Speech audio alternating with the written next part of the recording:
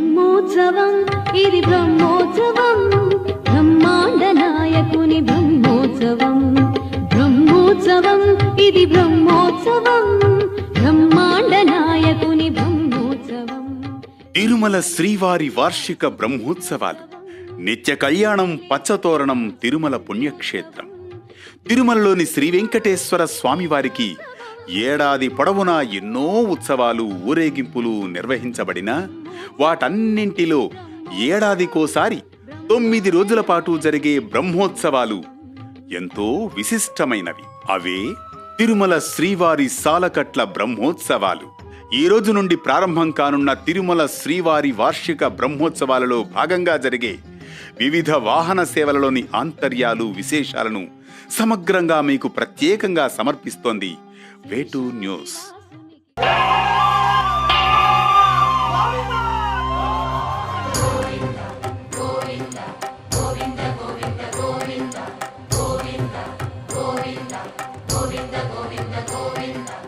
ధ్వజాన్ని ఆరోహణం చేయడాన్ని ధ్వజారోహణం అంటారు.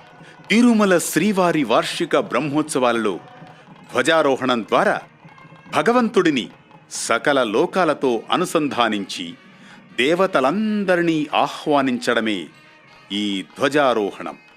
ఇది కేవలం ఆలయానికి సంబంధించిన ఉత్సవ ఆరంభం కాదు. విశ్వమంతా దివ్య కాంతిలో శోభిల్లే ఒక దివ్యమైన యజ్ఞం. కలియుగ వైకుంఠం తిరుమలలో నెలకొన్న అఖిలాండకోటి బ్రహ్మాండ నాయకుడు, భక్తుల పాలిట కొంగు బంగారమైన శ్రీ వెంకటేశ్వర స్వామివారి వార్షిక బ్రహ్మోత్సవాలు ఈరోజు ఈ ధ్వజారోహణంతోనే ప్రారంభమవుతున్నాయి. ఈ ధ్వజారోహణ కార్యక్రమంలో ఉభయ దేవేలతో శ్రీ మలయప్ప స్వామివారు బంగారు వాకిల్లో పెద్ద గంటల వద్ద వేంచేస్తారు. యాజమానికి సంకల్పం చెప్పించి రాజా, రాష్ట్ర, గ్రామ యాజమాన్యం, దేశ ప్రజలందరూ ప్రపంచమంతా సుభిక్షంగా ఉండాలి, లోకక్షేమార్థంగా ఈ ఉత్సవాలు భగవంతుడికి చేసుకుంటున్నాము, భగవంతుడు కరించి లోకక్షేమార్థం జరిగే ఈ ఉత్సవాలని వైభవంగా జరిపించుకోవాలని చెప్పి ప్రార్థన చేసి ఈ యొక్క ఉత్సవాలు ప్రారంభమవుతాయి. ఆ మహాసంకల్పం చెప్పించిన తర్వాత విశేషంగా సూక్త పఠనాలు, గరుడు పట్టణానికి ప్రత్యేకమైన పూజల కార్యక్రమాలు అయిన తర్వాత అనంత గరుడ విశ్వక్సేనులు, ధ్వజపటము, ఉభయ దేవులతో శ్రీ మలయప్ప స్వామివారు తిరువీధుల ఉత్సవంగా బయలుదేరుతారు. కంకణధార గావించిన కంకణ భట్టాచార్యుల వారు ఈ యొక్క బ్రహ్మోత్సవాల నిర్వహణ 9 రోజుల పాటు నిర్వహిస్తారు. వారు ఈ వాహనాలకు ముందుగా వెళుతూ బ్రహ్మాది అష్టదిక్పాలకుల్ని తిరువీధుల్లో 8 దిక్కుల్లో ఆహ్వానించడం జరిగి వారికి ఉపచారాలు సమర్పించడం జరుగుతుంది. అనంతరం శ్రీవారి ఆలయంలోకి చేరుకున్న తర్వాత ధ్వజస్తంభంపై ఉన్న దేవతామూర్తులకంతా కూడా అభిషేకాన్ని నిర్వహించి గరుడు పటానికి విశేషమైన ఆరాధనలు, నైవేద్యం గావించిన తర్వాత ధ్వజ ఆరోహణ కార్యక్రమాన్ని ప్రారంభించడం జరుగుతుంది. విశేష సూక్త పఠనాల నడుమ ధ్వజస్తంభంపైకి శ్రీ గరుపంతులు వారిని పంపించడంతో ధ్వజారోహణ కార్యక్రమం పూర్తి అవుతుంది.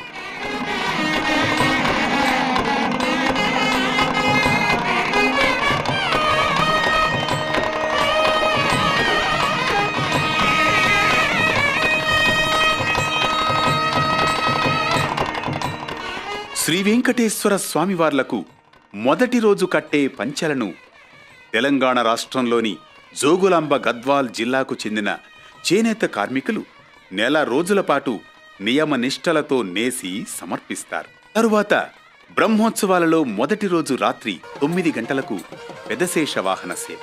ఆదిశేషుడు శ్రీహరికి అత్యంత సన్నిహితుడు.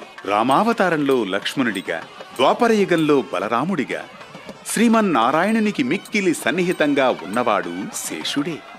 ఈ శేషుడే శ్రీ భూదేవి సహితుడైన శ్రీ వెంకటేశ్వర స్వామివారిని వహిస్తూ తొలి రోజు మనకు దర్శనమిస్తాడు.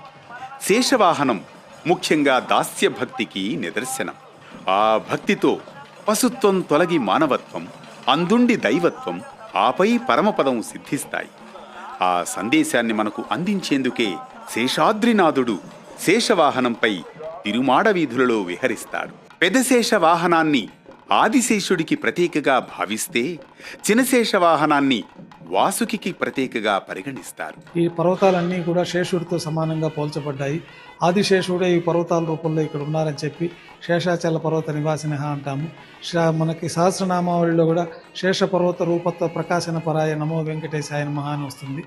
ఈ విధంగా అత్యంత ప్రాముఖ్యత కలిగిన శేషవాహనం పైన ఉభయ దేవేలతో శ్రీ మలయప్ప స్వామివారికి కృష్ణావతార ద్వాపరయుగ ఘట్టాలను స్ఫురించే విధంగా ద్వాపర యుగంలో స్వామివారు ఏ రకంగా భక్తులను అనుగ్రహించారనే ఘట్టాలని అలంకరణగా చేసి 4 తిరువీధుల్లో మొట్టమొదటి వాహనంగా శేషుడి పైన ఈ వాహన సేవ నిర్వహిస్తారు. ఇదే తిరుమల శ్రీవారి వార్షిక బ్రహ్మోత్సవాలలో ధ్వజారోహణం పెదశేష వాహన సేవలకున్న పరమార్థం. తిరుమల శ్రీవారి వార్షిక బ్రహ్మోత్సవాల వాహన సేవల విశిష్టతల కోసం కొనసాగుతూనే ఉండండి వేటు న్యూస్తో. బ్రహ్మోత్సవం ఇది బ్రహ్మోత్సవం, బ్రహ్మాండ నాయకుని బ్రహ్మోత్సవం. బ్రహ్మోత్సవం ఇది